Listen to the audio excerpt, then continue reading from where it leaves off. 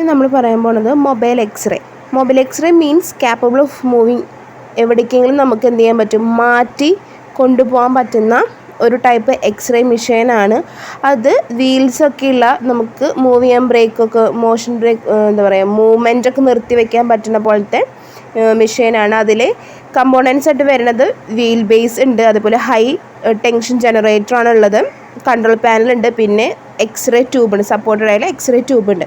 പിന്നെ ഉള്ളത് porter x-ray machine. Porter x-ray machine ഇതേപോലെ തന്നെ മൊബൈൽ എക്സ്റേ പോലെ തന്നെ നമുക്ക് ഒരു സ്ഥലത്ത് നിന്ന് മറ്റു സ്ഥലത്തേക്ക് മാറ്റാൻ പറ്റുന്നതാണ്. ഇപ്പോൾ പേഷ്യൻ്റ് ഒ പിയിലാണ് കിടക്കണമെന്ന് വെച്ചെങ്കിൽ, അല്ലെങ്കിൽ വാർഡിലാണ് കിടക്കണമെങ്കിൽ അവിടേക്കൊക്കെ നമുക്ക് ഈ പോർട്ടബിൾ മെഷീൻ കൊണ്ടുപോയിട്ട് ഹോസ്പിറ്റലിൽ എവിടെ വേണമെങ്കിലും കൊണ്ടുപോയിട്ട് നമുക്ക് എക്സ്റേ എടുക്കാൻ പറ്റും.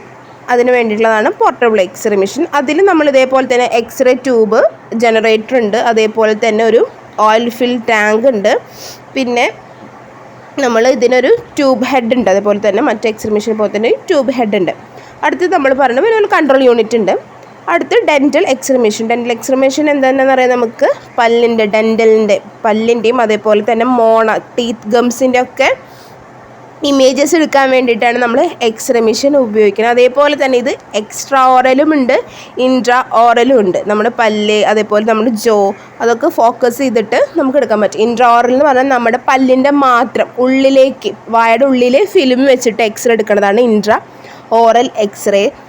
എക്സ്ട്രാ ഓറൽ എന്ന് പറയുമ്പോൾ നമ്മുടെ പുറത്തു കൂടെ, കാരണം ഫിലിം ഉള്ളിൽ വെക്കേണ്ട ആവശ്യമില്ല, നമ്മളിങ്ങനെ ജസ്റ്റ് ഇങ്ങനെ ഒരു ബ്രേക്ക് കടിച്ച് പിടിച്ചിട്ടുണ്ടെങ്കിൽ നമ്മുടെ പുറത്തു കൂടെ എക്സ്റേ. അപ്പോൾ നമ്മൾ മുതൽ റൈറ്റ് ജോ മുതൽ ലെഫ്റ്റ് ജോ വരെയുള്ള എല്ലാ ഭാഗങ്ങളും നമുക്ക് കറക്റ്റായിട്ട് കിട്ടും കേട്ടോ.